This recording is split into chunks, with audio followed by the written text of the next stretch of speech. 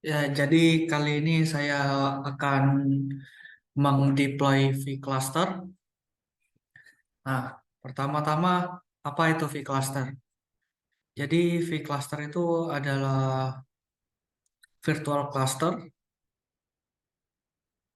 dari base-nya Kubernetes. Nah, mungkin sekarang saya akan memperlihatkan posisi Kubernetes kita yang sekarang itu seperti apa. Jadi mungkin pertama kita bisa masuk dulu ke public config-nya. Lalu di sini kita bisa melihat semua pods yang ada. Nah, jadi di sini saya sudah menginstal ya Calico, dan di sini juga ada dynamic storage provisioning. Jadi di sini kita base yang menggunakan NFS, dan juga di sini kita udah mempersiapkan Metal LB ya. Di sini jadi kalau misalnya ada service yang diekspos sebagai load balancer, dia akan menggunakan internal IP-nya kita, tapi bukan internal Kubernetes cluster ya, internal IP di posisinya yang terekspos keluar. Nah, mungkin kita akan melihat dulu untuk spesifikasinya ada berapa node. Nah, di sini kita bisa lihat ada 4 node ya, dan satu GPU yang belum ready. Nah, di sini juga kita bisa terlebih dahulu melihat beberapa requirement untuk mendeploy vCluster. Jadi untuk mendeploy vCluster itu kita membutuhkan helm ya. Jadi di sini kita bisa lihat untuk versi helmnya. Nah, di sini untuk vCluster itu minimal requirement helmnya itu di atas 3.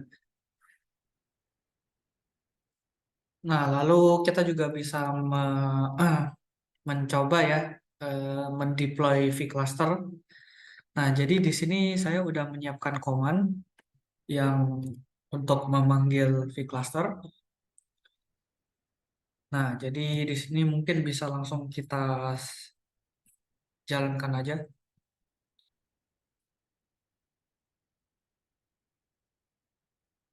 Nah, di sini kita harusnya udah mendapatkan Love ya, atau platformnya vCluster yang Pro. Jadi di sini juga dia akan menginstal beberapa service ya, Ingress, dan ini platformnya, ada API service juga. Lalu kemudian kita juga bisa melihat ada custom resource definition ya, yang diinstal oleh vCluster. Nah, mungkin sekarang dia masih belum ada, tapi harusnya nanti akan muncul. Nah, ini untuk love-nya sendiri tuh dia udah ada ya, untuk managing virtual cluster tersebut. Lalu kita bisa kembali melihat, nah di sini kita dapat IP 192.168.9.150. Nah, ini sendiri itu udah di-provide dari Metal LB ya. Kalau dilihat di sini kita udah ada Metal LB. Nah, mungkin kita bisa langsung mencoba akses vCluster tersebut ya.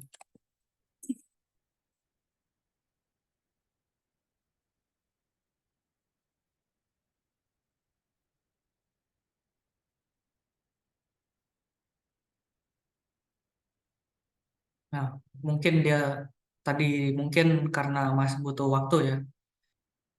Jadi dia belum up. Nah, lalu di sini saya udah mengset ya admin passwordnya itu Kube Cluster. Jadi di sini kita bisa langsung aja masuk ke sini. Nah, di sini ya mungkin kita isi untuk company saya aja. Nah, di sini kita bisa lihat vCluster udah berhasil ya untuk di deploy.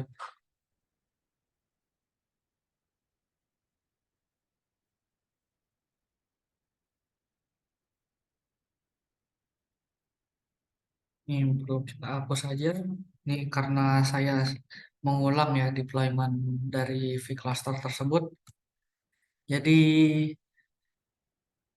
virtual cluster yang tadi itu dia adalah seperti cache bekas dari deployment vCluster kita sebelumnya. Nah, jadi karena saya meng-wipe vCluster-nya tadi dengan manual ya untuk mendeploy ulang tersebut, makanya ada sisa. Nah, mungkin sekarang kita bisa langsung mencoba di cluster list. Nah, di sini dia belum ada apa-apa kan ya. Jadi di sini mungkin kita bisa create virtual cluster. Oke, mungkin sebelum itu eh, kita create dulu template-nya, Pro, lalu distro-nya ini aja. Lalu untuk permission-nya kita langsung ke user kita aja sebagai cluster admin.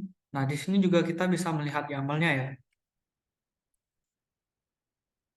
Apa sih yang di-create itu dari yang kita lakukan ini. Seperti contohnya kalau kita mau nambahin Argo CD. Nah, di sini dia bakal langsung muncul template-nya.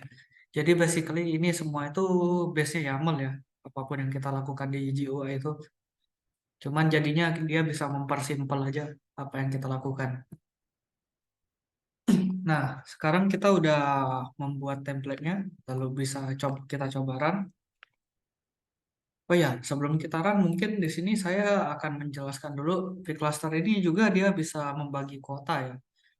Jadi dia bisa per user atau per project.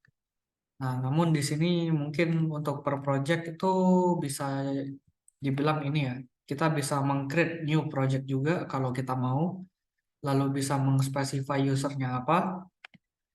Nah, cuman di sini saya hanya akan memperlihatkan ya apa aja sih yang bisa dilimit di kuota project itu. Di sini ada macam-macam seperti CPU, memori, dan storage pada umumnya. Lalu di sini juga ada menglimit node yang dipakai ataupun pods. Basically ini semuanya adalah base-nya itu seperti Kubernetes pada umumnya ya. Jadi vCluster ini menggunakan limitation dari Kubernetes atau bisa dibilang semua fitur Kubernetes untuk limitnya. Jadi basically semua fungsi yang bisa dilakukan Kubernetes dia implement di sini. Nah, mungkin kita lanjut aja langsung ke create virtual cluster. Nah, di sini kita akan menggunakan template yang sudah saya gunakan, lalu kita berikan nama aja vCluster as demo, lalu kita create. Nah, di sini dia akan melakukan proses pembuatannya, lalu kita juga bisa melihat lognya apa yang terjadi. Oke, mungkin dia belum ini ya, belum bisa masuk. Nah, di sini.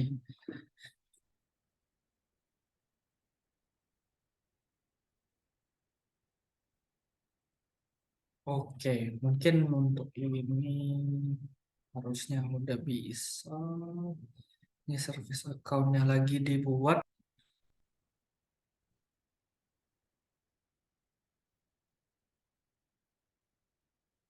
Nah, di sini dia udah selesai membuat ya untuk endpoint kubernetes dan segala macamnya.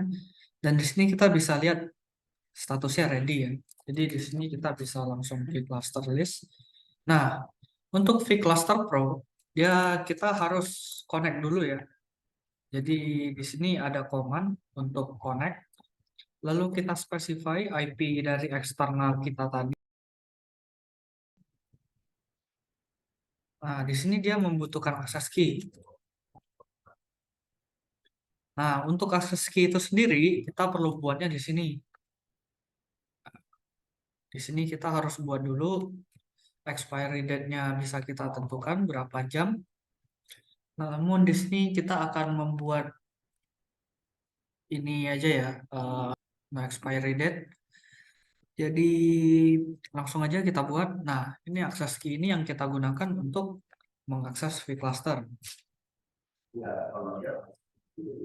Nah, kalau udah selesai login, kita bakal bisa melihat nih vCluster-nya.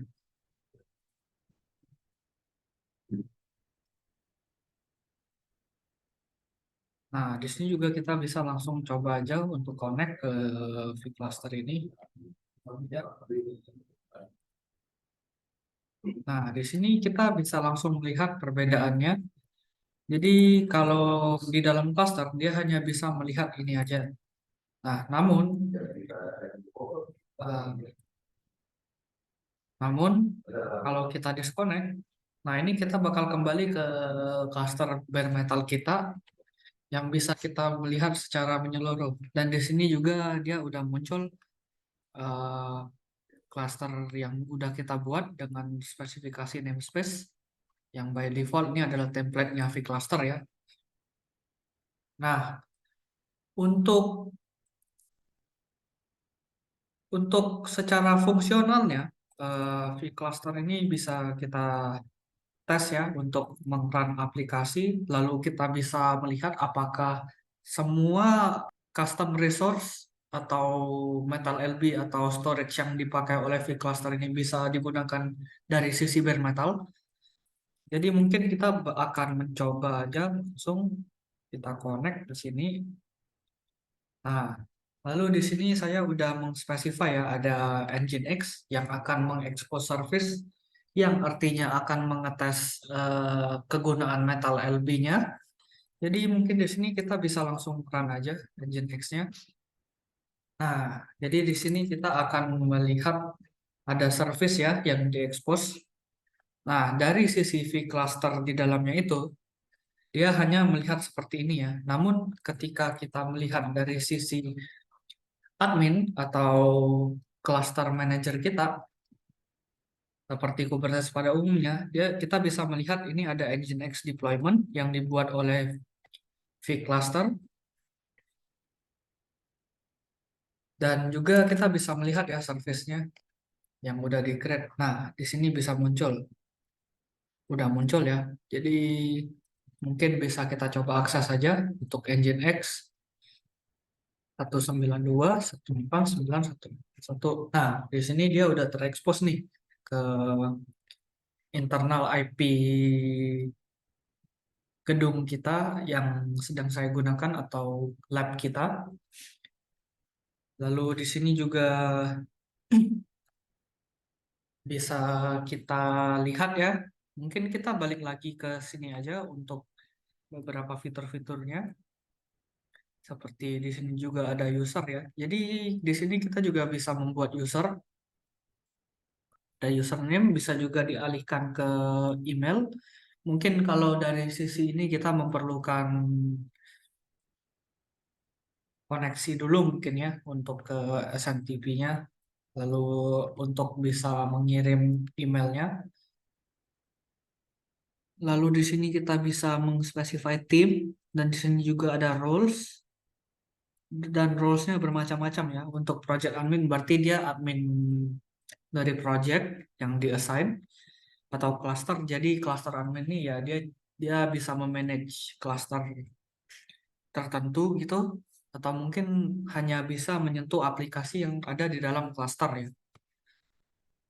Nah, di sini juga untuk akses. Jadi eh, user yang kita buat ini bisa di manage oleh user siapa sih? Kira-kira begitu ya untuk fitur vCluster.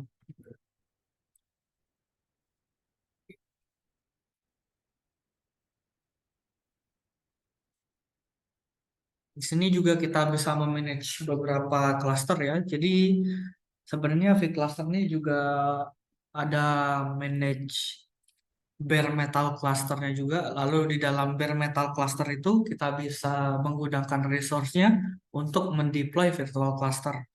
Jadi contohnya jika kita meng-create di sini, dia bisa mengspesify clusternya itu apa aja. Jadi semisal cluster yang kita connect ke vCluster ini ada 3 atau 4, nah di sini bisa muncul nih. Jadi pas kita meng-deploy cluster itu kita bisa nentuin resource mana sih atau cluster bare metal mana sih yang mau kita gunakan untuk meng-create virtual cluster tersebut. Nah mungkin sekian dari saya untuk demo demo vCluster dan overview vCluster ini ya.